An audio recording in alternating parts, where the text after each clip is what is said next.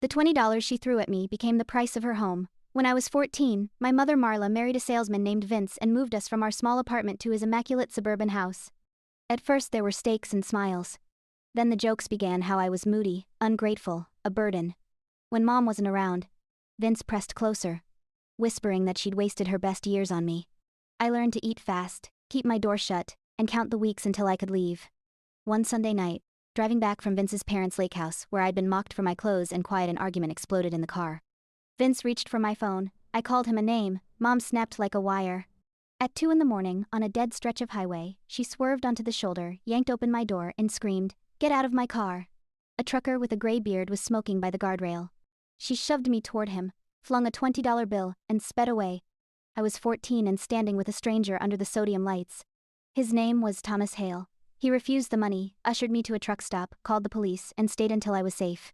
I spent 3 weeks in emergency foster care before my uncle, Roy Bennett, drove in from 2 hours away and folded me into a crushing hug.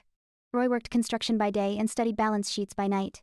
He taught me to patch drywall, price paint, and read a mortgage. He matched every dollar I earned mowing lawns and opened a small investment account for me on my 16th birthday. Running track steadied my head. Compounding interest steadied my plans. Years rolled. I went to state on grants and grit, double majored in finance and real estate, and flipped my first wreck of a condo over winter break. By graduation, I'd formed a tiny company that bought distressed properties with cash and closed fast. I avoided Mom's occasional messages. She had made her choice on that road. Then one Tuesday, the county's pre-foreclosure list showed a familiar address. Vince's McMansion. Curiosity became strategy.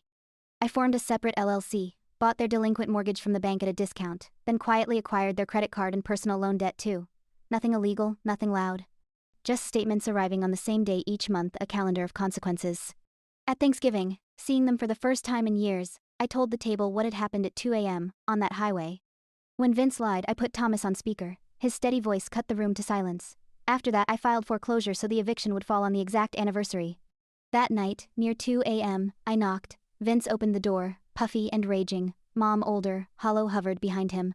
I told them the truth. I owned their debt. The sheriff came at noon, and there was one offer an apartment for Mom alone, 6 months free, on the condition she left Vince and never contacted me again. She stared at the floor and chose him. By morning, the house was empty. I bought it at auction and turned it into transitional housing for teens like I'd been, with Thomas's daughter helping run it. On my office wall hangs a frame, a photo of the renovated foyer and the $20 bill Marla threw at a stranger. I don't feel triumphant. I feel finished. The boy dropped on the shoulder of the road, learned to own roads, doors, and keys, and then handed them to kids who need a way in.